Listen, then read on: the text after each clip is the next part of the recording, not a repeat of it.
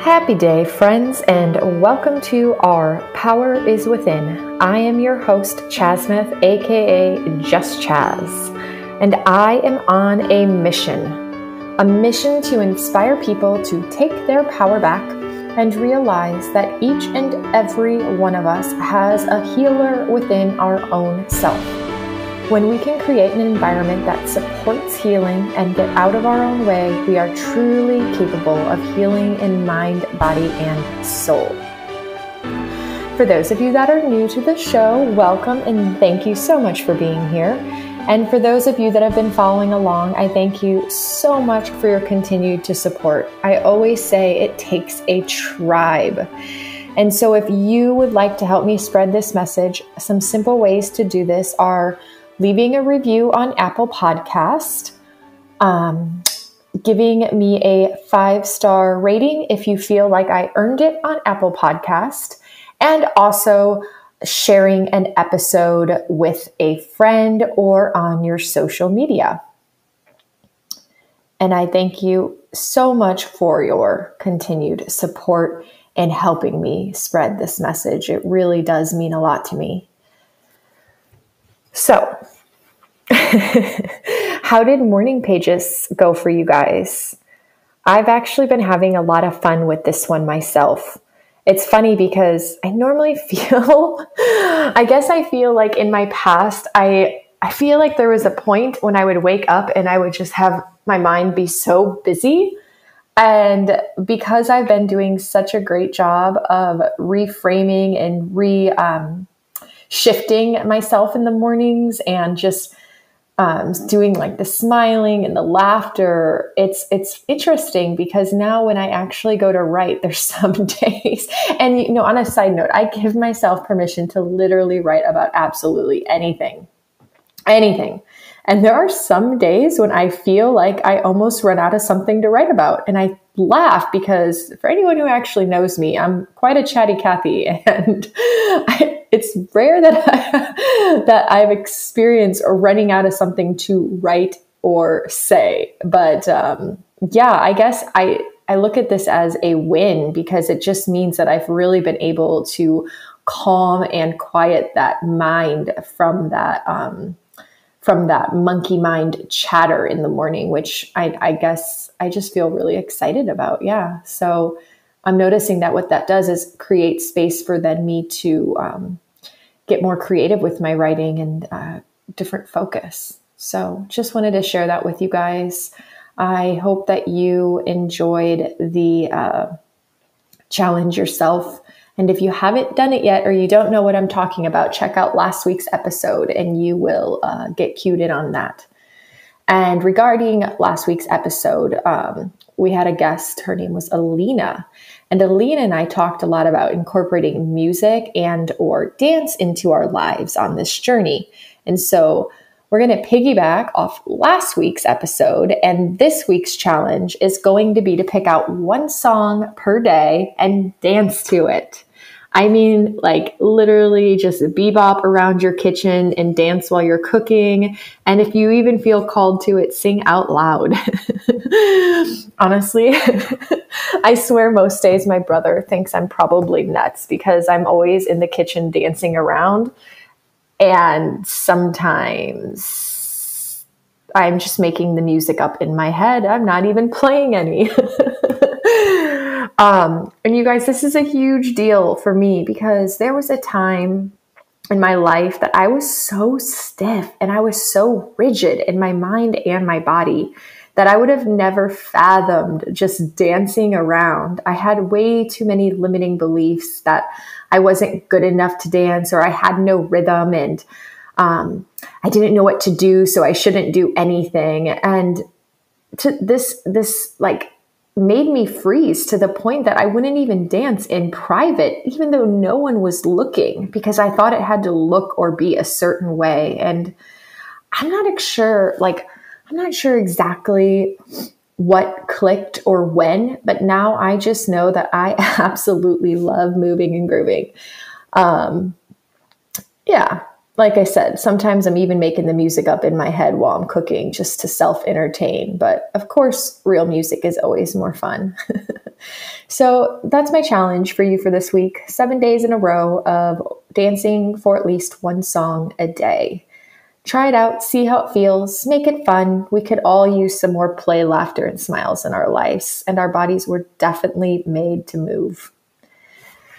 So, as usual, I am very excited to share today's interview with our guest, Dan Buglio. If you guys are not familiar with Dan, I can imagine he might win your heart by the end of this episode. I know that for me, I found Dan's presence and mindset so incredibly calming. I honestly felt that it brought me into this state of ease by the end of our chat. He just helped the process of like healing, AKA I love to call it becoming, feel so simple. And it really helped me to reframe my mindset to take some of the edge or stress off that I had been perhaps feeling lately in this journey. And the conversation really highlighted some areas that I noticed I was making it all too complicated and only adding another layer of stress in my life. And this conversation helped me to get back into that mindset that I'm not in a hurry, I am right on time, and that this isn't a race to some finish line for me. And that really made a difference lately. So I know that I'm really appreciative of this chat that I got to have with Dan. And I hope that it impacts you in a similar way or imparts some sense of ease into your heart as well. At the end of the day, for most of us, this journey really is all about teaching our brain and our autonomic nervous system that we are safe. And something Dan's been doing for almost 2 years now is these, he does these daily videos on YouTube. Wow, you guys, I find them so calming and reassuring. Yeah, I don't know. It's just anytime that I notice that I start having in brain retraining, as we would call a pop up about not doing it right, not doing it good enough, like need to do more, I just watch a 10-minute video by Dan and it helps me just like drop in to myself and just take a deep breath and sigh it out and just remember that like I'm not in a hurry. It's all good. I'm right on time. So anyhow, today's episode's quite long, so I won't continue to ramble and take up any more of your time. Let's save it for the juicy stuff. I will drop a link in the show notes today for his videos, as well as many other links for you to explore at your will. And let's go ahead and welcome Dan to the show. Hey, welcome, Dan. Thank you so much for being here. Thank you. Today, what I wanted to do is start out by, if you're okay with it, kind of giving the listeners a brief intro on who you are and what brought you into mind-body coaching. Okay. Well, my name is Dan Buglio, 55-year-old single guy, divorced. In my early 30s, bending over to put on my underwear, I felt a jolt of pain in my back. And that started 13 long years worth of chronic back pain and sciatica. And I know that sounds absolutely ridiculous because who injures their back putting on their underwear? Well, I'm raising my hand. I did. So I didn't actually injure it. And what I found out much later was I had an acute onset of mind-body pain, TMS pain, and the concepts surrounding mind-body have been evolving since I first found out about it. But, I spent 13 years trying to figure out how to get myself out of pain. The first year I didn't know anything about mind-body, and I was just pursuing the typical chiropractic, physical therapy, muscle relaxers, that type of stuff. Never really got too deep into the medical world, but decided later on to expand into mind-body after I heard Howard Stern talking about this guy by the name of Dr. John Sarno, who maybe some of your listeners have heard of. But Dr. Sarno is a guy who worked in the New York Institute of Rehabilitation at the Rusk Institute of Health in New York City. And he was a general practitioner who was helping people out with chronic pain and not doing very well until he finally started asking him more questions about, well, what else is going on in your life? What other symptoms? And he connected the dots. So this isn't a story about Sarno, but bottom line is this stuff's been around for 50 years, since the 70s, when Dr. Sarno started applying some of these principles in his medical clinical practice in New York. And it's grown and evolved a lot since then. But what I found was, Sarno's books were great. Told me a lot of what was going on. And in a 190-page book, there was a page and a half of actually what to do to get yourself out of pain. And that frustrated the heck out of me because, I understood completely what was going on, but I must have been doing his page and a half of what to do incorrectly because I couldn't get rid of my pain. And so a lot of people, when they find out it took me 13 years to end my own pain, 12 of which I knew about this mind-body stuff, they say to me, holy crap, Dan, I don't have 12, 13 years. And so what I tell them is I made every mistake in the book. I did everything wrong that you can imagine. And it's only now that I look backwards, I realize what I did wrong and what I could have done differently to get myself out of pain much quicker. And so there are people getting better in days or weeks or months. You don't have to take years and years and years to teach your brain to settle down and turn off the symptoms. So it's been an interesting ride. I've been coaching for probably about 5 years. Been shooting daily videos and posting them on my YouTube and Facebook communities. And I've been doing that for almost 2 years. The end of March will be 2 years straight. Every single day, I'm posting a new video. I'm under the brand or channel name of Pain Free You. So if anybody's interested in that, go to YouTube or Facebook and search for Pain Free You and follow or subscribe, and you can check out some daily videos where it's essentially free coaching on the various concepts that I teach. Awesome. And I'll add links, of course, in the show notes for that. Cool. So, okay. So you said you actually, it's so cool. You learned about Dr. Sarno on Howard Stern. That was in the 90s. It was a long time ago.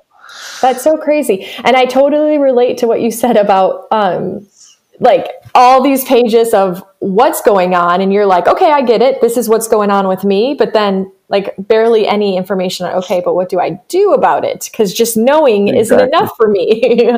Exactly. So what are some of the like big mistakes that you feel like you made that you learned along the way now that you can look back? So many. First of all, getting sucked into the medical system and believing I was broken. Mm-hmm. Even after I learned about Dr. Sarno, I was in this whole mind-body stuff. I was overly cautious. I probably used language to my disadvantage, saying things like, I got a bad back, or I can't do that because I got a bad back. I don't want to hurt myself. My friends and family all were like, always asking me, how's your back? How's your back? How's your back? Which kept me focused on it. So I was staring at my back all the time. And even after I heard about this mind-body stuff and Dr. Sarno, I spent an extraordinary amount of time trying to fix myself, trying to heal, trying to get better. And if, the concept was journaling, well, if I would journal and I wasn't getting better, I would double down, I would triple down, I would journal more, I would meditate more, I would do more and more and more and more. And so it became, I still had a full-time job, but it became a part-time job trying to fix myself. And that comes from a place of believing that you're broken in the first place. And so, I don't know, I focused on it way too much. I believed I was broken, even though I knew it was TMS. Then I couldn't fix myself with TMS. And then I figured I must have a mental or an emotional problem that I can't figure out. Maybe I'm missing something emotionally that started all this stuff. And I would dig deeper and deeper and go over my childhood. And when I couldn't find it, I figured, this isn't going to work. So in and out of various levels of effort. Sometimes I would quit and say, screw it, I'm not going to figure this out. And I'd just learn to live with the pain. Other times, I'd work. So I made a lot of mistakes. But in general, being a little bit too freaked out about the symptoms, focusing on it too much, caring too much about healing, spending too much time on healing. And what I've come to realize is I now spent past 2 years teaching this every day. All of those things work against you instead of help you. Absolutely. So on a side note, other than the debilitating back pain, did you have, or because a lot of people, once they find out like whatever the symptom is or the diagnosis that draws them into the mind-body syndrome world, and they accept that as their truth, they often learn that they actually all along had other TMS symptoms too, that they just didn't connect the dots prior. Did you have that experience where you realized, oh, this is actually probably mind-body syndrome also, and so is this, or was it really just back pain? I was pretty blessed that I didn't grow up with a lot of mind-body symptoms throughout my life. It's not like I had migraines in middle school and something else in high school or college. No, I was pretty lucky in that, up until my early 30s, I was pretty well symptom-free. But all of a sudden, like, a knife in the back, I had back pain. And, within days, I could barely get in and out of the car on the way to the chiropractor. And that started, 13 years of up and down. Sometimes it was mild, sometimes it was wild. Got stuck on the floor for 14 hours one time because I literally, every time I moved, another wave of back spasm would hit me.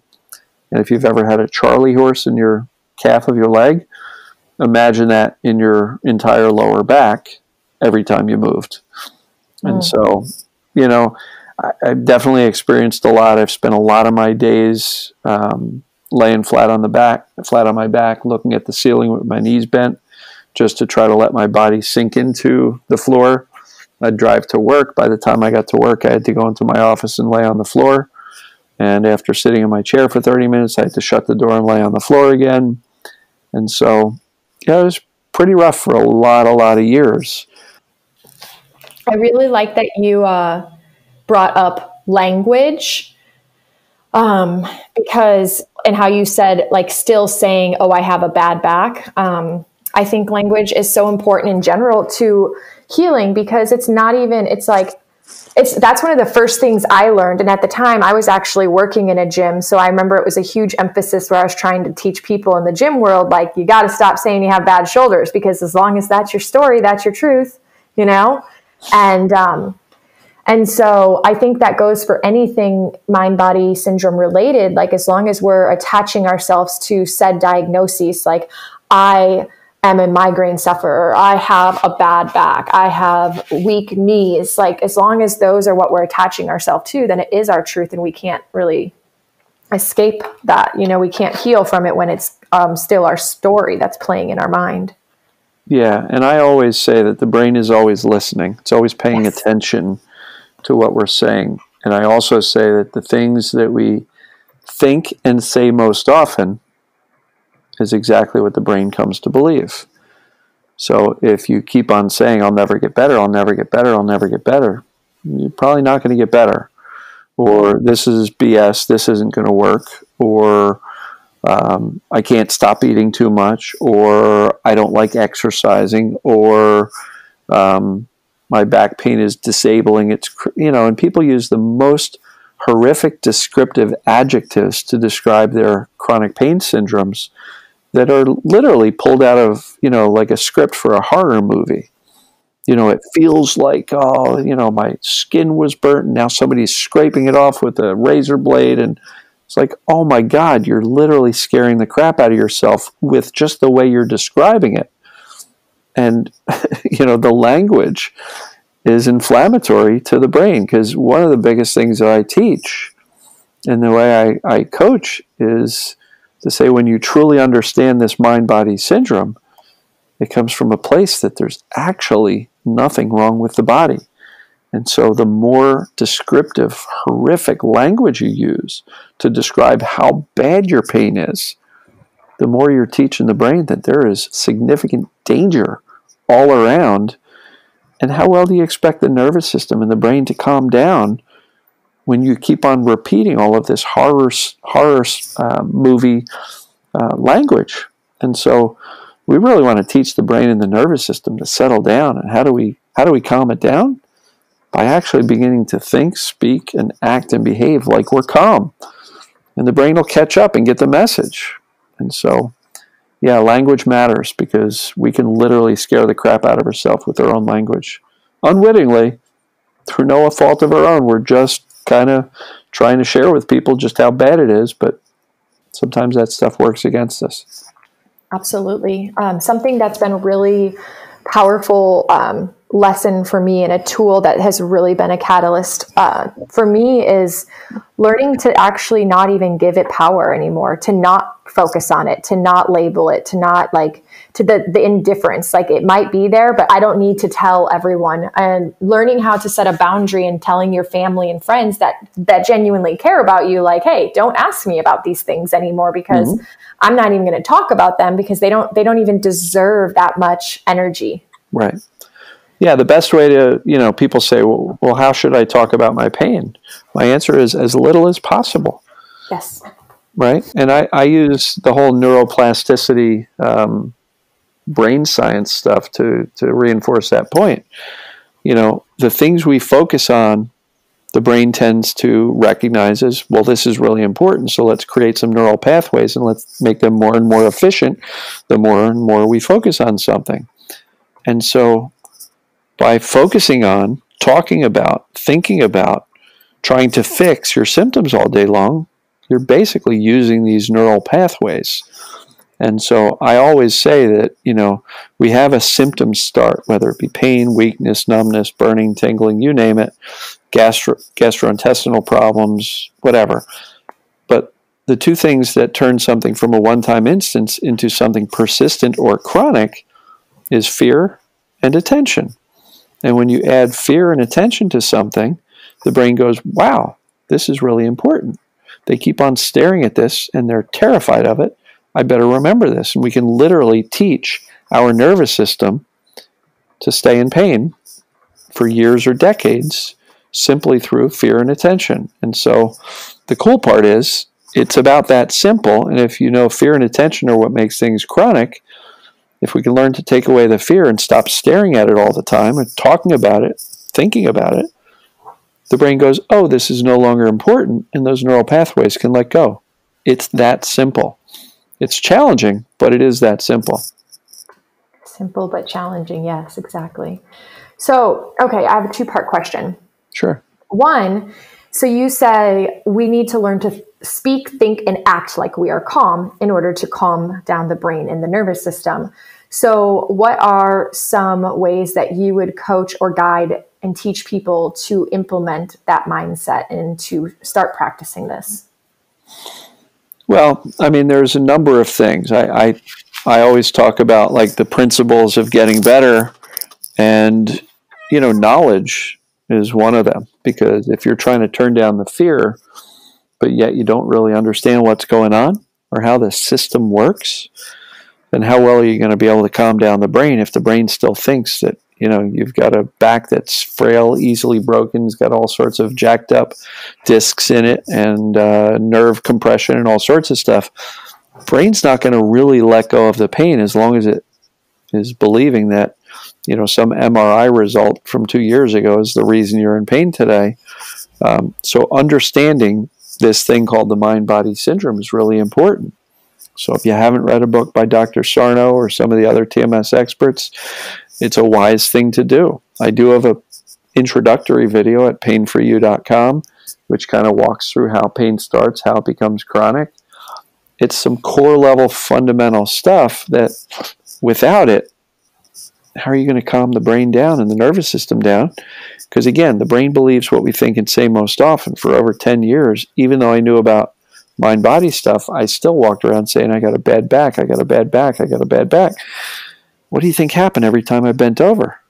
My brain's perception was bending over is dangerous because you got a bad back, so don't do it. Here's some pain to stop you. right? So core fundamentals, the purpose of pain is to stop you from doing anything that the brain perceives as dangerous. Well, if it perceives you got a bad back and a jacked up spine, every time you move it in a certain way, the brain's going to scream, hey, stop it, cut it out. And so fundamental is the knowledge of all this stuff. Really, really important stuff. Because how are you going to calm the brain down if it literally has been convinced through doctors, through treatments, through failed treatments, through your life's experience, through your own thoughts, your own catastrophization that I'm never going to get better? How are you going to calm a brain down if it truly thinks your body's broken? Right? So it comes from a place of accurate knowledge is extremely powerful for turning down the fear. And that is a very calming thing because you're essentially saying to the brain, hey, look, I know you thought the body was all jacked up, but those are incidental findings. They're not the true cause of the pain. And so, Mr. Brain, Mr. Nervous System, settle down because you're really not broken. That doesn't mean you go out and do cartwheels and go on a marathon tomorrow. But it does mean that, through knowledge and intellect, you're going to start teaching the brain that you're okay. So how else do we calm down?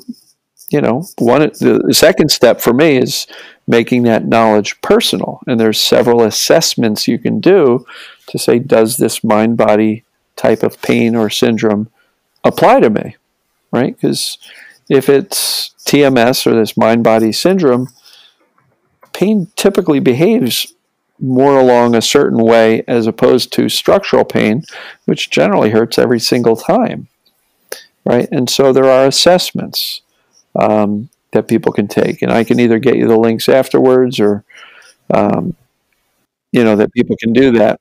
Yeah, feel free to hit me up afterwards and I'll get you the links. But there's assessments that are available that you can actually say, does this apply to me? Now, I've learned a lot from Dr. Schubner, Dr. Howard Schubner.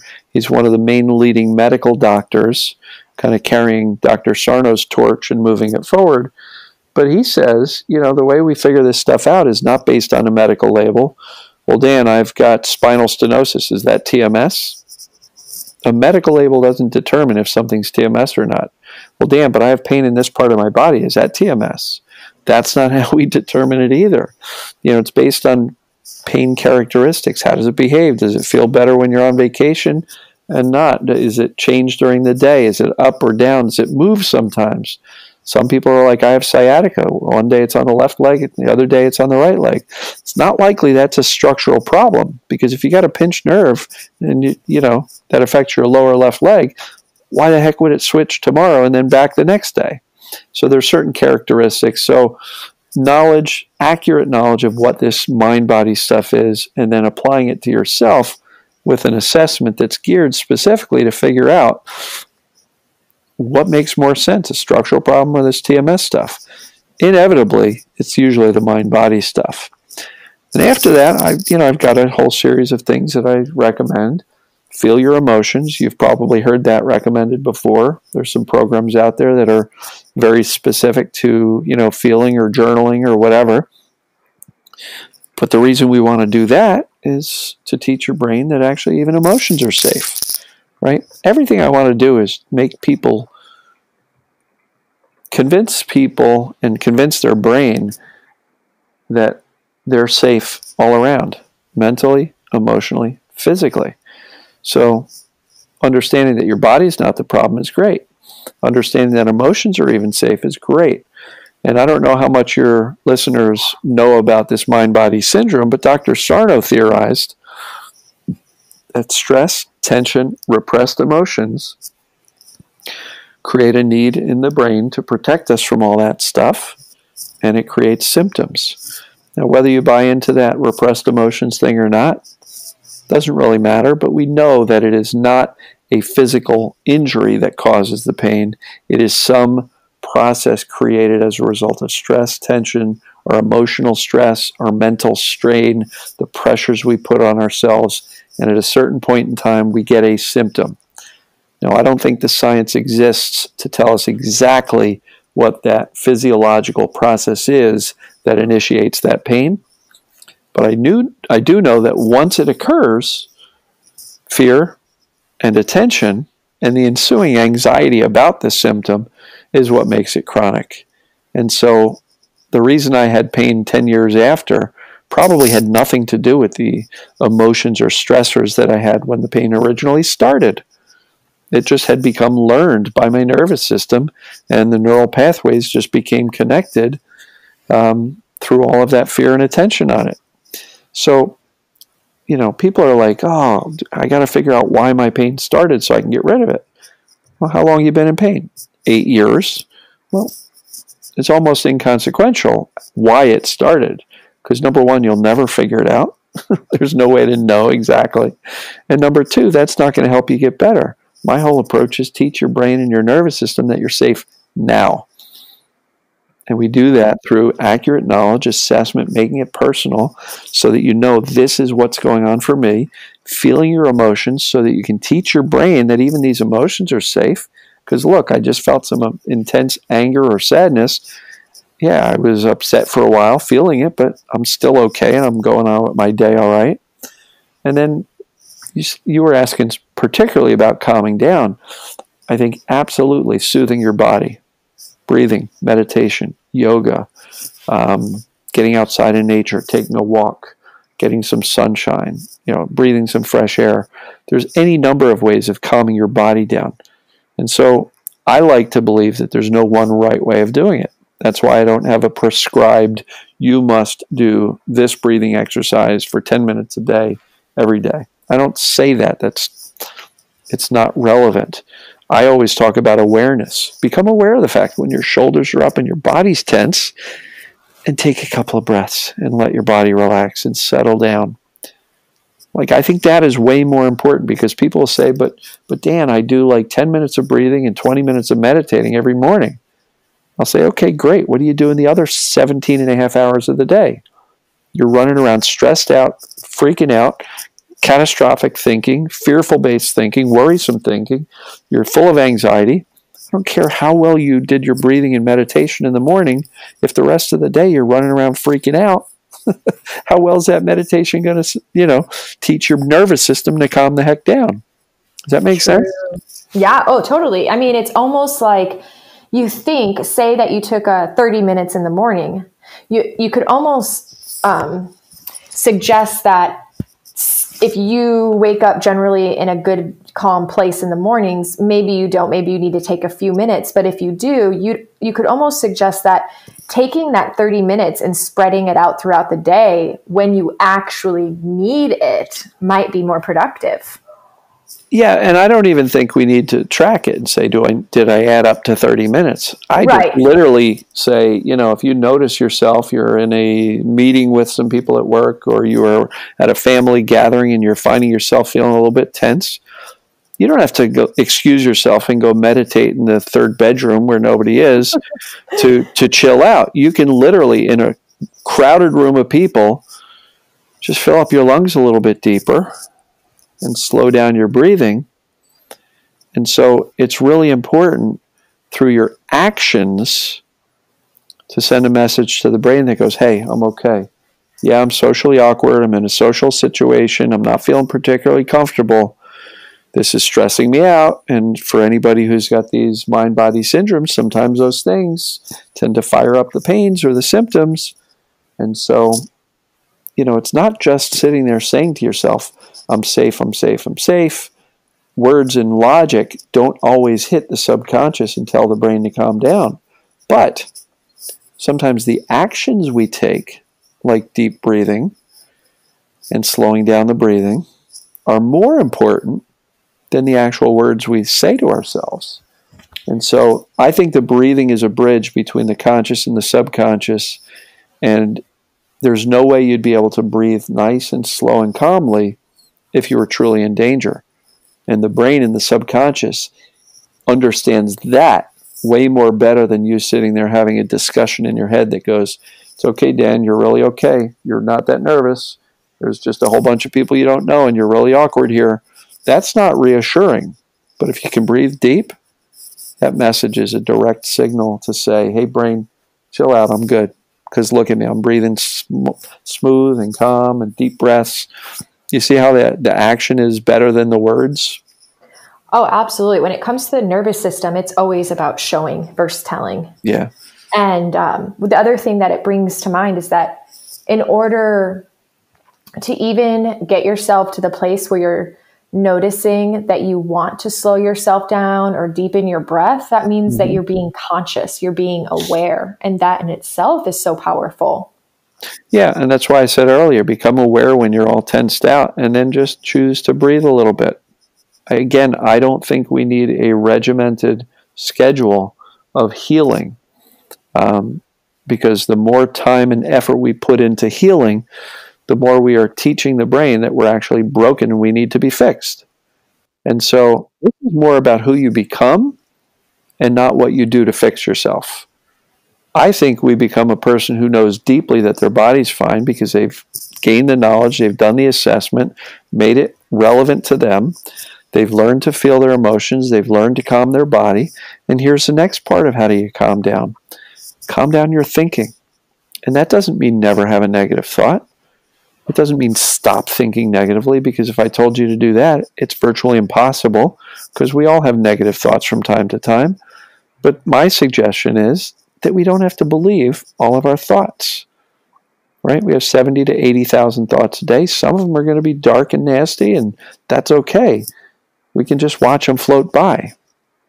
And so the more you stop taking the thoughts so damn seriously, the more you believe your thoughts, the negative ones, the more anxious you're going to be, the more worked up you're going to be. But if you can just let those be, right, there's a big difference between stopping your thinking and just leaving it be. Okay, I had a negative thought. So what? Indifference to our thinking is really powerful, right? And so the less significance we place on our thinking, believe it or not, longer term, the less anxious and fearful and worrisome thoughts we're going to have, because we're not really giving them any energy or power or control over us, right? And so that's really important. So feel your emotions, calm your body, calm your thinking by not buying into the BS negative thinking. And that leads me to the mindset, which is a mindset of indifference. That's really what the gold standard is in my mind.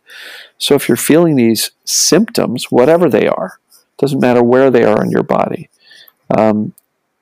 if you know that it's all this mind-body stuff and you've connected it to you through the assessments, then you can choose to say, you know what, I'm feeling it, but so what? I know I'm not broken, so whatever. And then you shift your attention back to living your life. And all of these things are designed to do one thing and one thing only, to teach the brain, chill out, you're already okay. Because if you weren't okay, there's no way you could take on a mindset of indifference. You'd be doing the opposite, which is freaking out. And for anybody who's listened to any of my videos, I always say, nobody ever got better or healed their mind-body symptoms by freaking out. Why? Because you're basically sending yourself right into the stress response. Adrenaline, cortisol, heart rate goes up, blood pressure goes up, breathing quickens, nervous system gets amplified, right? There's no way that's going to settle down your pains or symptoms. So what do? If you can't be indifferent, at least don't freak out. The middle ground is to reassure yourself. Calm yourself down through your words and actions. Breathe slowly. Pat yourself on the shoulder. Reassure yourself like you're comforting a scared kid or a scared dog on fireworks night. You know? And you can literally just comfort yourself and remind yourself that you're not broken. You're okay. You're going to get through this. And for anybody who's struggling with a really, really bad day, I will remind you that your track record for making it through a bad day is 100%. And so if you're having a bad day today, relax. You've been there, done that, got the t-shirt. You can do this. Yes, that's such a good point. That's a really good point. There's this woman who I listen to and follow along on social media who specializes in like polyvagal theory and dealing with the nervous, the autonomic nervous system. And she always says that too. She's like, listen, yes, like your nervous system has just developed coping mechanisms to keep you safe. And I want to remind you that you have made it this far, which means like you're going to be okay. Yeah. For anybody who starts to conclude that, okay, great, my body's not broken, but now I've got a mental problem or an emotional problem, or now my brain is sabotaging me, I want to remind you, our brain is our best friend. Its only and sole job since the moment we were conceived is to keep us safe and alive. And it's always listening. So we want to make sure that the instructions we give it are what based on the output we would want. But also just know that, sometimes these syndromes, these pain syndromes, these things are just based on the brain interpreting danger around us and saying, hey, don't bend over because you got a bad back. Here's some pain to make sure you don't do that, because everything I've heard from the doctors and the media and everybody else that your back is frail and easily broken. If you keep bending over like that to pick up heavy stuff, your spine might fall out of your body and, roll into the street. So don't do that. Here's some pain to stop you. But the brain is not sabotaging you or torturing you. It's literally trying to keep you safe from anything it perceives as dangerous. So it creates pain. Yeah. And it's just gotten confused. Sometimes it learned false associations. It's misinformed. It got, stuck in a feedback loop. And but the good thing is we know that can all be shifted and transformed. Yeah. And again, maybe I'm oversimplifying it because, there's a lot of people who overthink this stuff. But if overall the nervous system is all in a heightened state of sensitivity and hypervigilant, one of the best ways of calming down the nervous system is to think, speak, and behave in a way that is calm. Because, like we said before, actions speak louder than words. You can talk to your brain all you want, but logic and reason aren't going to teach your brain that you're fine if you're still panicking, right? So actions, breathe calmly. Don't buy into the negative thinking and the fearful thinkings, the catastrophic thinking. Not very helpful, but you don't have to believe it. And you can gently shift yourself back to gratitude and reassurance that, hey, it's okay. Jasmith, you're going to be all right. You can trust your body. Your body actually knows what to do. The body is miraculous in its ability. And you ever see some people who you look at them and go, wow, they are really unhealthy. They don't take care of themselves. They're just generally unhealthy. But yet these people are still alive. The body manages to find a way to deal with all of this mismanagement and still keep you alive. The body's miraculous. It knows what to do. It knows how to heal. And that's the point. If you had an injury 6 years ago, you're not in pain now because of an injury from 6 years ago. You just freaked out about the pain from it and taught your nervous system to keep it going because you were convinced it never healed right. And so it's amazing how we can create these stories about the reasons why we're in pain, and they're all just misinformed. So the primary goal isn't to fix anything. It's just to teach the brain that it was misinformed and you're actually okay. We do that through the things that I just walked us through. Does that make sense? 100%. You do make it so simple. Like you explain it in such a simple way. And it is, yeah. It's simple, but not always easy because when we're hurting, it gets our attention. Pain's designed to get our attention. And what I'm suggesting we do is actually counter to a natural reaction. When something hurts, what do? We touch a hot stove, we yank our hand away. Ow!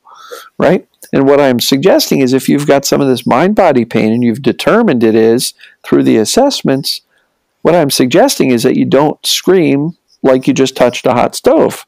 What I'm suggesting you do is say, okay, wow, yeah, my back's really, killing me right now. Okay, whatever. Made it through a bad day, hundreds of times before. I'll make it through today and remind myself what's going on, soothe myself, breathe a little bit, check in with my emotions, and then get back on with my day. And the less energy we give towards it, the less fuel it has to keep going, Take away fear and attention, chronic pain has no more fuel. So it's pretty straightforward. And yes, it is simple, but it's complex because we make it complex. We overthink it. We overwork it. We try too damn hard to heal ourselves. And I really don't like that word heal. I know I've used it once or twice here, but generally I talk about recovery. I talk about teaching. Teaching is so much more of an accessible word, because if you think I've got this mind-body syndrome and it's my brain creating this and I've got to heal myself, man, that takes on this mythical, mysterious, how do I heal, as opposed to, well, if I just teach my brain that I'm okay already, doesn't that sound more accessible than this mystical healing process that you're trying to figure out what the right recipe is? Yeah, that makes sense. And that's why I love the word teach, because everybody's learned a lot of things in their lives. And so you want to learn something new, repetition, consistency, accurate information, you're going to learn it. And so let's do that for teaching the brain that your body's okay. You're not broken physically, mentally, or emotionally. And how do we do that? By responding as if we're actually okay. And again, that doesn't mean go out and run a marathon. It just means, the stuff I've walked through is really powerful. And the mindset, in my opinion, is one of the strongest tools to teach the brain that you're actually okay. Because if you were truly in danger and, just had your hand cut off, there's no way you would take a, whatever, no big deal attitude. But if your back is screaming in pain from this mind-body syndrome and this neuroplastic pain, and you literally go, not a big deal, the brain gets a message pretty quickly that, oh, well, he's not very concerned about it, so I guess he's not really in danger. As opposed to freaking out, rolling around on the floor, screaming and cursing, that's just screaming danger. The brain's listening. So I think the way we respond to the pain is one of the more powerful tools that we have to turn it off. What's your opinion on, say, somebody says, all right, I've had this pain in said joint or part of my body. I'm indifferent, like I'm focusing on mindset. I know I'm not afraid anymore. I'm not putting my attention there, but yet the pain hasn't left. It's been 6 months or 1 year or whatever. Like somebody comes to you and like, it's been 2 years and it hasn't budged, but I know it's mind body. And, they say, I'm doing the things. What do you say? What do you think's going on? Well, what are they missing? I dig a little bit deeper. Because inevitably people say, I'm doing the indifference and it's not working. I'm really freaking frustrated. I'm like, well, really frustrated is not indifference. Yeah. When I say indifference, I mean you literally and truly don't care whether or not you have the symptoms anymore. And so, oftentimes they think they're doing the thing, but they're not really doing the thing. They're doing it's like they're going through the motions. Right. And in some cases, I will find, when I coach people, I will find that they're like, yeah, it's TMS. And I'm like, well, do you have any doubts? Well, not really. Okay. So where do you think the problem? Well, I don't know. I'm going back to my physical therapist tomorrow. I'm like, well, then you don't buy into the fact that your body's fine. Why would you go back to the physical therapist if in fact you thought this was all mind-body issues? And so, people are continually doing that stuff. And Dan, I don't understand why I'm not better yet. I read about Sarno and, I believe that's what's going on. So how come I'm not better? Well, are you doing all this stuff? Do you have the knowledge? Do you believe that that's what's going on? If you're still sitting on the fence and convinced that, well, maybe it's physical, maybe it's not. Well, if you're on the fence, the brain's always going to default to safety, which is what? Giving you pain when you move a certain way. I talked to somebody else this morning, and she's like, yeah, my hip pain. I'm like, well, is that TMS? She goes, no, they told me it's bone on bone, and, I might need a hip replacement. I'm like, well, did you do the assessment for it? No, I didn't think I needed to because it's bone on bone, and it's, it's physical. Like, okay, then your hip pain is going to stick around because you've taught your brain that you've got a bum hip, and every time you move a certain way, it's going to hurt. But inevitably, people get better from hip pain. People have bone on bone. Many people who decide I'm not going to pursue the surgery and have done the assessments and made that hip pain relevant to them based on, this mind-body stuff, have been able to eliminate their hip pain. They still have the same bone on bone, which just means that sometimes the medical findings are not the actual cause of the pain. They're just incidental medical findings like a bulging disc or a herniated disc. And I don't know if your listeners know this, but they've done studies after studies after studies of people with no pain at all. They do MRIs on them, and 2/3 of the people with no pain have bulging and herniated discs. So who's to say that the bulging and herniated disc on the person with pain is the actual cause of the pain? It's not. Sarno said this decades ago. Structure doesn't cause pain. Right. Yeah, it's not it's not A equals B. Correct. And the other study that came out was they did x-rays on, they took a whole stack of x-rays, hundreds of them, and they put them into two stacks. This stack A, was people with pain. Stack B was people without pain. And then they gave those two stacks to some radiologists and said, which of these two stacks are the ones with pain? The radiologists studied them. They couldn't tell the difference because all the x-rays looked about the same. So just more evidence that structure is not necessarily what's causing the pain.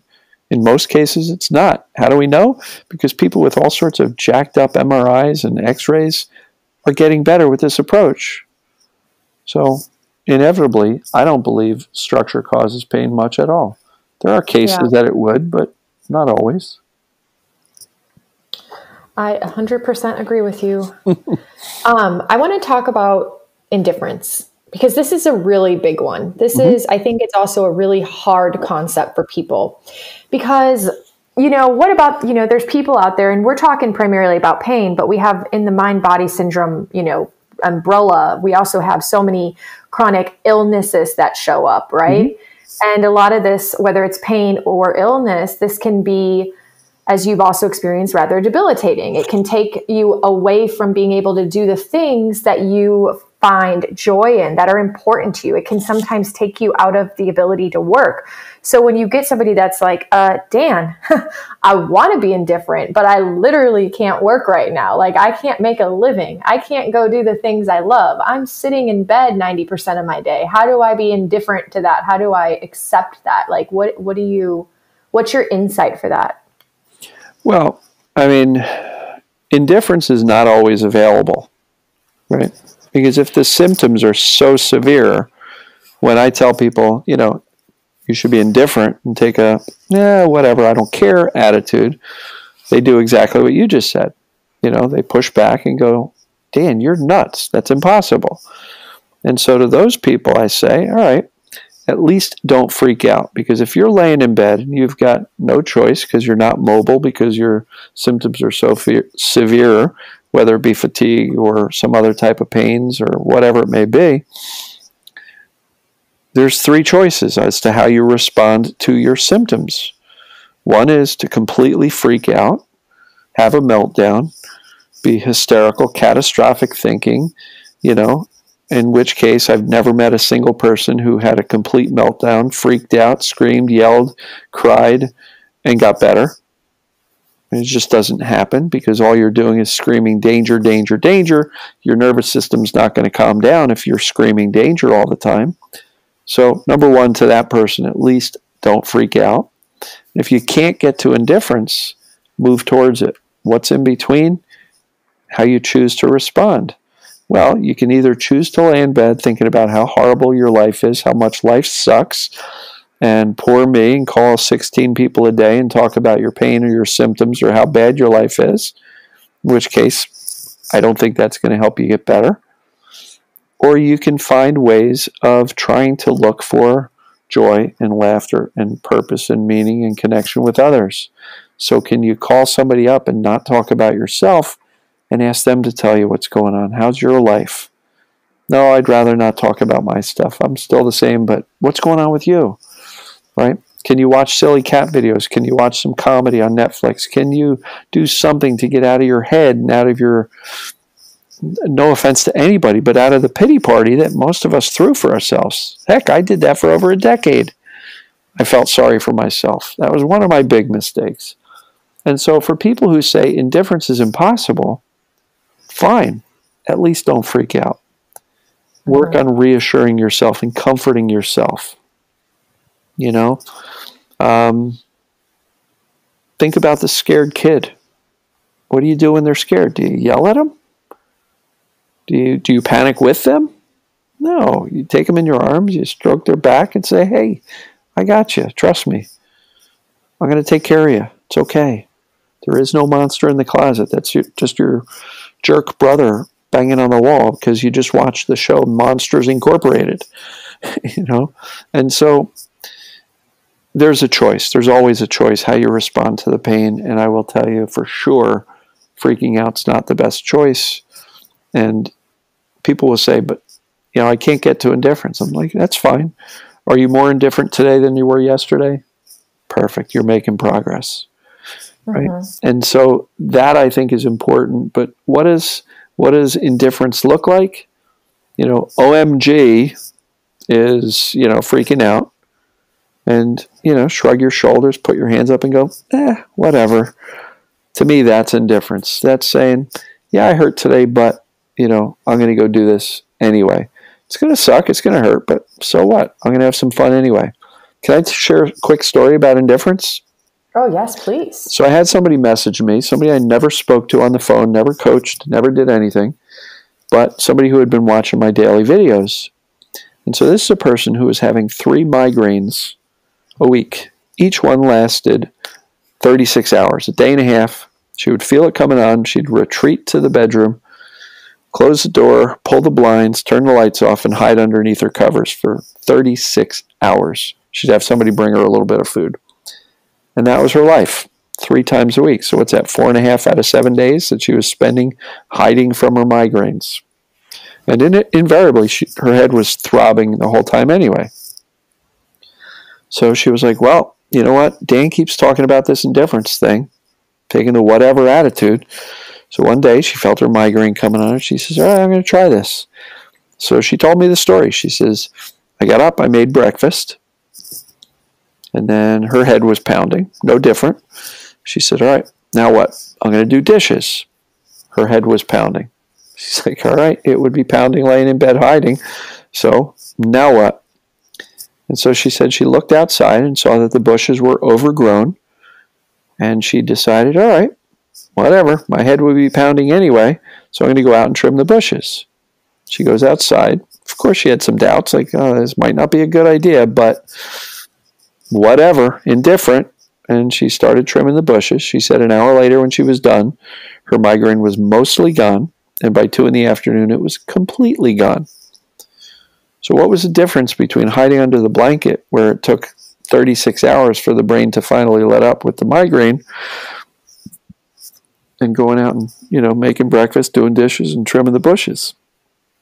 Indifference, which was the topic you brought up. She basically said, all right, I'm going to just do something that brings me some joy. Not that breakfast was thrilling or anything, but compared to laying in bed hiding from a migraine, breakfast was pretty damn good, you know? And going outside in the sunshine when she would hide from the light in her bedroom was completely, you know, it's like it short-circuited the brain going, wait a minute, I thought these migraines were dangerous. Now you're outside trimming bushes?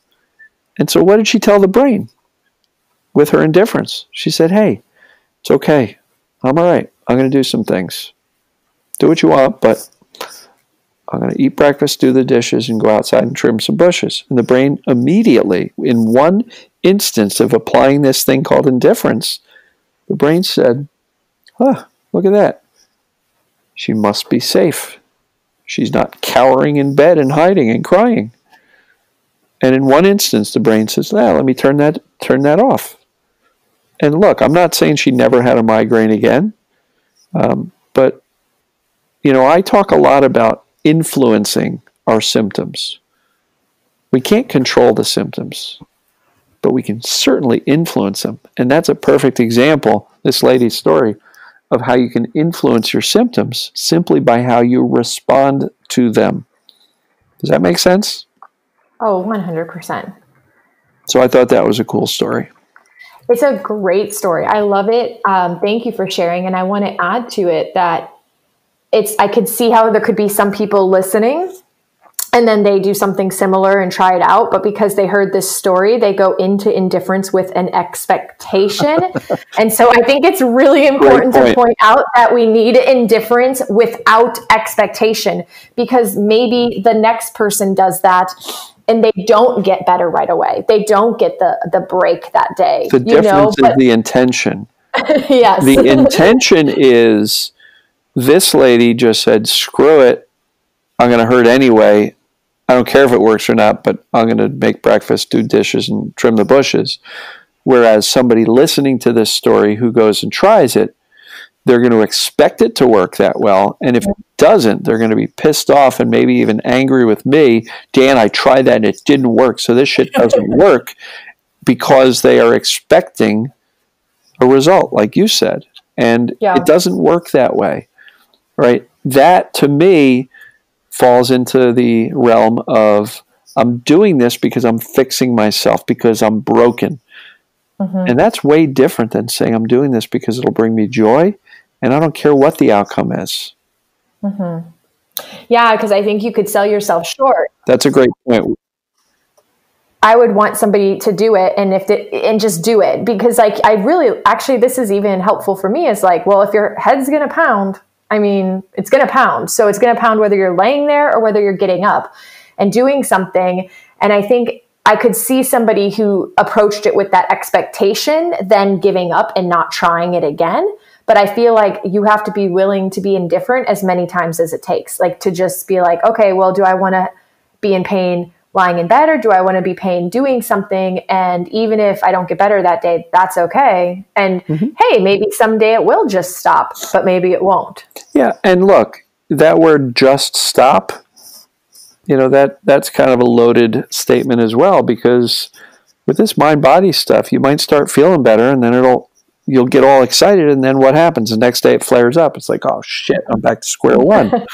But that's not necessarily a bad thing. It just means that's the way things go. It's a zigzag, it's an up, it's a down, it's a 3 steps forward, 2 steps back type of thing. And all we've got to do is remain confident with the accurate knowledge, the assessment that this applies to me, and a constant focus on, just feel your emotions, teach yourself that the emotions are safe, calm your body down, calm your thinking down. If you're having these catastrophic thoughts, you don't have to buy into them. You don't have to believe them. They don't have to define you. Then shift back to the mindset of indifference. If that's not available, at least don't freak out. Reassure yourself that you're fine with the knowledge and the assessment, et cetera, et cetera. And then shift your focus away from the symptoms and away from fixing yourself. And you see how this stuff all works together? That when you've got the set of principles, and if you just do 1 or 2 of them, people say, but Dan, I've been journaling for 6 months. I'm not better. Why not? Well, do you know what TMS is? A little bit. Well, do you think you have TMS? I don't know. I think so. Well, all right, you're not going to get better if you don't have all of this. And I kind of equate these things that I talk about as kind of like a recipe.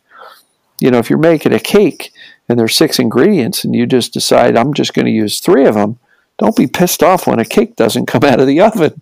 It's just going to taste like crap. And so knowledge, assessment, feel your emotions, calm your body down, soothe your thinking, right? Mindset of indifference, shift your focus back to your life. To me, those are the ingredients. Do you have to do them all perfectly? Absolutely not. But if you're missing any one of these, you may still struggle a little bit. I'm not saying you can't get better without some of this. And there's even people who go, you know what, Dan, I've spent years in therapy. I've journaled for months and months or years. I don't want to do that anymore. And then they focus on the other ingredients. They still get better. Why? Because they probably already did the emotional stuff. So I'm not saying you have to spend 30 minutes a day journaling to get better. And there's people who have said, yeah, I got better without the journaling. to me, the things I hear is that the accurate knowledge, soothing, reassuring yourself, self-care, and the mindset are some of the most powerful things. Yeah. Because all of that stuff turns down the fear. And if you remember, fear is one of the two things that fuels chronic symptoms. If you take away the fear, guess what? You're not going to be as compelled to stare at it and measure it and monitor it and try to fix it all day. Because if you're not afraid of it, well, who cares? And so you take away fear, and then the attention, there's no more fuel, and these persistent chronic symptoms can fade away. I do want to, if you'll give me a moment, I do want to address things like gastrointestinal problems and please. even some immune problems. So people will sometimes say, yeah, but you know what? Dr. Sarno wrote a book called, Healing Back Pain. I've got IBS, or I've got ulcerative colitis, or some other gastrointestinal problem, or I've got rosacea or acne or allergies or asthma and all sorts of, autoimmune type of stuff. Keep in mind, when we are under stress, a lot of things happen to our body. Our eyes dilate to take in more information. The stress response is designed to keep us alive. Watch Animal Kingdom and you watch a gazelle running away from a lion. It's completely in the stress response. Well, we're the same way. Our body launches into survival mode. Breathing, heart rate increases, blood pressure increases. Major muscle groups fill with blood so we can fight or flee, right? The fight or flight response. But guess what else happens? Non-essential things that are not critical to survival in the moment get shut down. Guess what gets shut down? The immune system and the digestive system. So if you're chronically stressed out, freaking out about life and how crazy things are and difficult things are, and constantly, anxious and worried about the future, your stomach and digestive system's in a chronic state of suppression. So it's no wonder you've got this thing called IBS or some other distress, right? And so if you want it to return to balance, getting out of the stress response as much as possible is an incredibly good thing to do. So what do? Feel our emotions so that they don't build up. Calm your body down. Calm your thinking down. Don't catastrophize everything. Right? All this stuff works together. And so, our digestive system and immune system can return to balance. There's been plenty of success stories in the TMS and mind-body world of people going, you know what, I was really focused on my back pain, but I noticed that my allergies got better. How weird is that? Well, because their immune system returned to balance when the whole system calmed down. It makes sense. So I don't know what type of symptoms your listeners usually have, but I wanted to make sure we weren't just talking about pain. Thank you. Yeah, I think it's a wide array of people with a lot of different, different things, and yeah. And I will tell you that you deal with clients of all types. Oh yeah, all sorts. And have you had any clients and success with people who have developed extreme hypersensitivities? Meaning like the food and the chemical stuff? Yeah, chemical. Well, yeah, any of them, anything senses related. So food, chemical, light, sound, temperatures. Not so much, because those aren't really in the sweet spot. I'm a pain guy, so most of my clients and or listeners, I'm sure there are people like that. And I have spoken to some people with food sensitivities.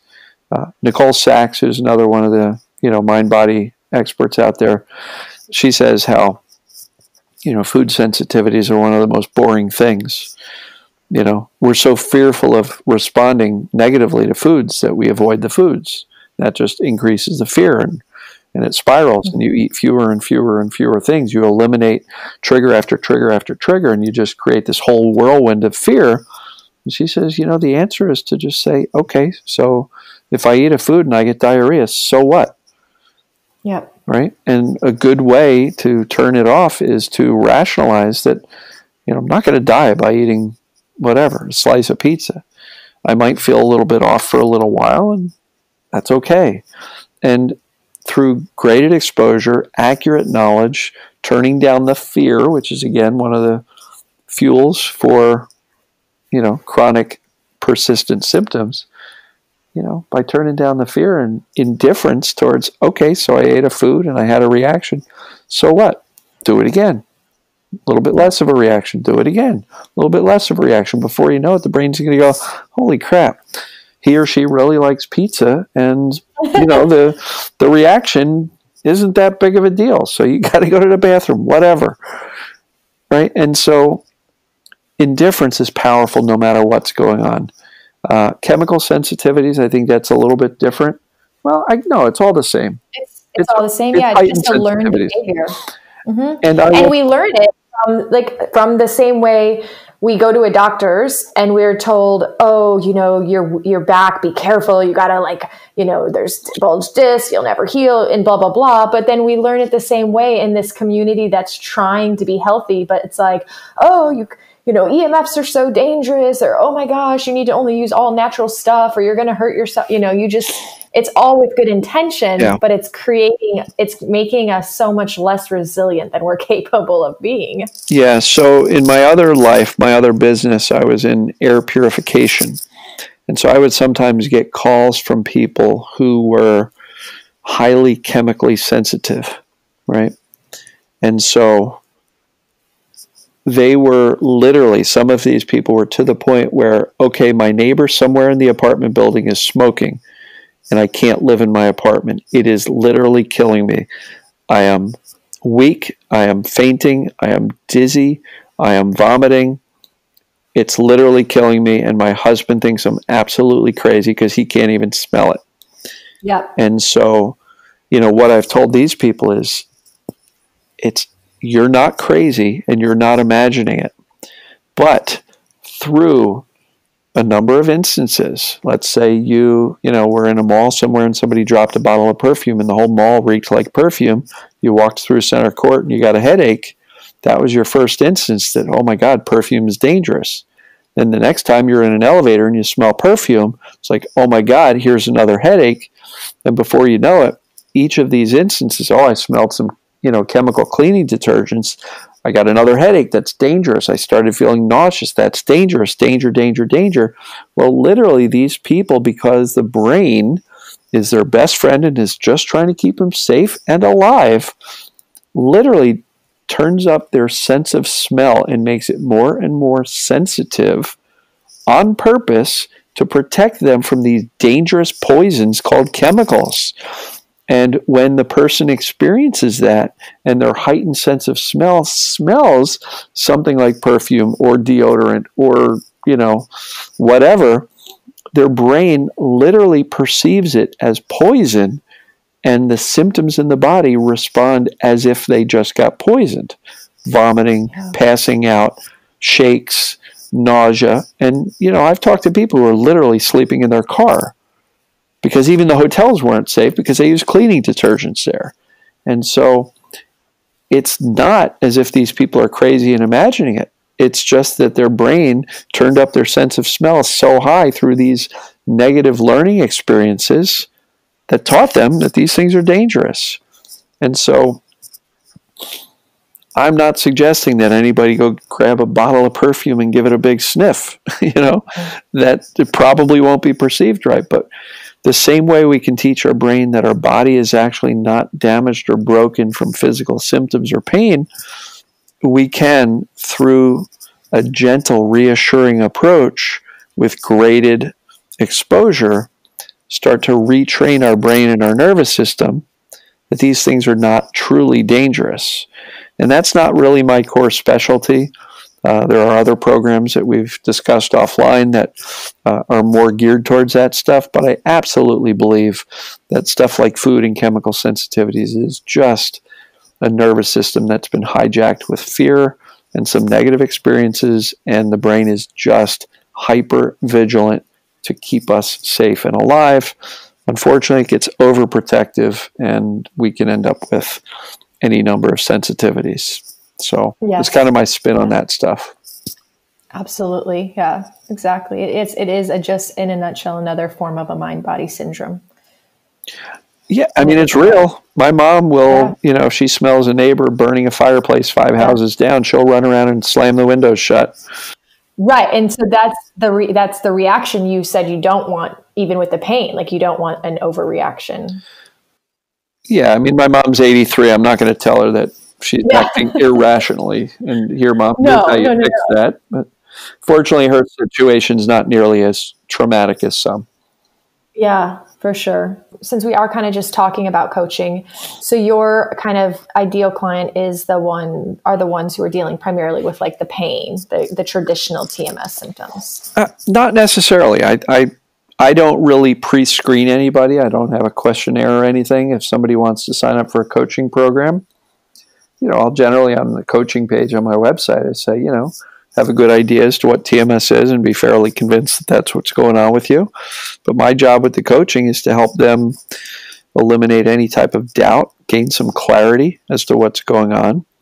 And then we talk a lot about understanding the system meaning the entire system of the brain, the body, nervous system, how pain works, how the brain works, the brain's job, a lot of the things we talked about. And once we understand the system, the approach to kind of turn things off becomes much more clear because we're just teaching the brain to calm the heck down.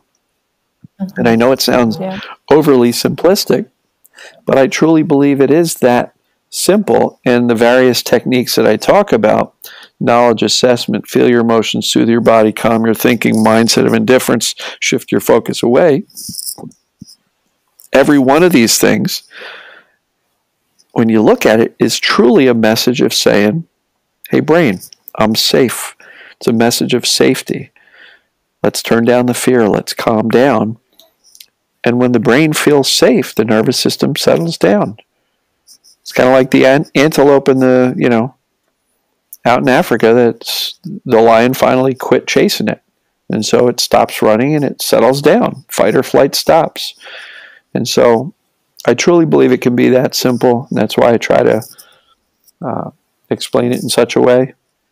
So I don't know. Hopefully that makes sense to you. Totally does. Yeah. Do you think that there's a relationship between how long somebody has been in chronic pain and how fast they're capable of healing? Or do you think it has no real impact on each other? Well, I think if you decide that it has a bearing, then you've just set yourself up for a longer healing time, because people be like, I've been in pain 5 years and I've heard it might take me 5 years to get out of it. I think that's absolutely BS. I worked with a lady years ago who, for most of her adult life, she had some type of pain. She was diagnosed with fibromyalgia. She was 67 years old, so she had over 40 years worth of chronic pain. I think she was better in about 6 weeks. Wow. Right? And so I think a lot of it depends on the individual. How able are they to kind of buy into this whole concept of, holy crap, I'm really not broken. I accept that this makes sense because they've connected the dots and said, well, when I was this age, I had this, that age, I had that, this thing happened, and this was going on in my life. Literally just talked to somebody who said, 5 years ago, I started having sciatica and major pains, but, a month prior to that, her sister-in-law got diagnosed with cancer, and her brother also died. And so, like, 2 major traumatic events, and then all of a sudden she starts having pain. She connected the dots. She's completely on board with this mind-body concept. So if you can buy into the fact that this is what's going on, and then just focus on teaching your brain to calm down, look, some people get it easier than others. Some people, can quickly calm themselves down simply through the belief in the accurate knowledge. They don't have to do a lot of work, so to speak. Other people feel they need to do more work, and sometimes that's a limiting belief. Again, people are like, well, if you've been in pain for 2 years, it's going to take you 2 years to get out of it. It took a while to teach the brain to create those pain signals. It's going to take you a while to get out. No. Look, it took me 13 years of having pain before I got pain-free. But it wasn't that I was healing for 13 years. It was I was making every mistake in the book. And probably in the last couple of months, I started dialing some of this stuff in accidentally without even knowing what I was doing. But I think I finally got the mindset right. I finally started, being able to feel emotions, my right now emotions, without all the stories that kept those emotions persistent. And so I got some of this stuff dialed in at the end of this journey. And once I did, I got well quick. But I had 13 years of mistakes. So that's why I share this stuff, because I like to think of this as kind of the cheat sheet or the fast start guide. And so you don't have to take 13 years of making mistakes like I did. I'm trying to kind of pay it forward. That's awesome. So speaking of paying it forward, you're writing a book. I am writing a book. When are we expecting it? The age-old question. In the first quarter, for sure. This year? Oh, yeah. Yeah. Oh, it's close. Okay. Are you self-publishing or getting a publisher? I'll be self-publishing, and I'll make that available through my site, probably on Amazon as well, but I'll be doing the publishing myself. And I want the control. I don't want to give away a third of my or more of my control and money. Yeah. And is it going to be called Pain for You? That's going to be in there somewhere. But I'm thinking it might either have a main title or a subtitle of Teach Your Brain to End the Pain. Ooh. And it might be a Pain for You publication. I'll probably have the branding somewhere on the book, but I don't know if I'm going to call it Pain for You. That was the initial working title, but Teach Your Brain to End Your Pain, I think, is a little bit more descriptive of the method that I use and the things we've been talking about.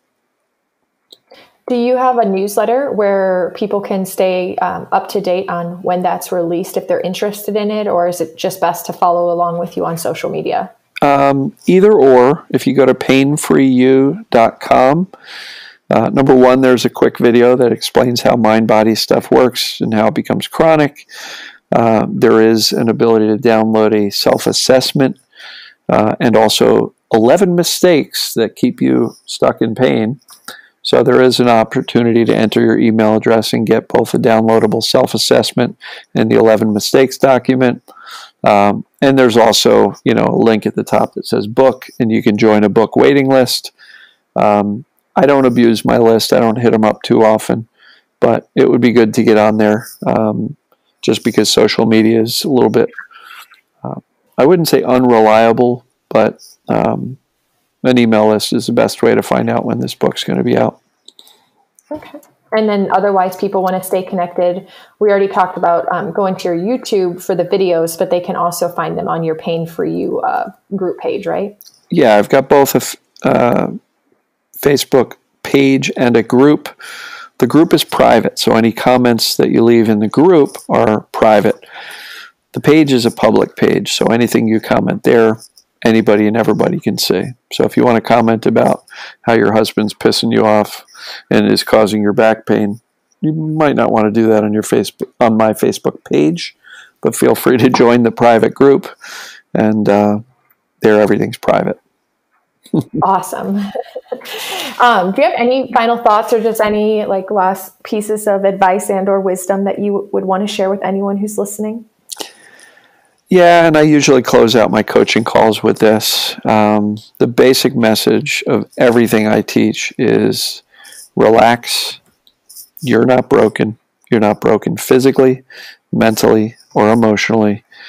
And the less time you spend trying to fix yourself, the faster it'll happen. Literally, less is more in this case. And doubling and tripling down on your efforts and spending more and more and more time trying to end your symptoms actually just keeps it going longer. That's awesome. Thank you so much for sharing that. Thank you for being here with me today. For all the people listening, I feel like we got to talk about so many fun things that are unique to most of my other episodes. So I think this is going to be a really wonderful addition for the listeners. Very cool. Well, I appreciate you inviting me onto your podcast. All right, friends, that is a wrap. Do you feel a bit more calm and reassured after today like I did? I sure hope so. After all, that is the goal. Hey, and speaking of goals, do not forget to love up on yourself and give yourself the gift of song and dance this week. And until next time, make this week great.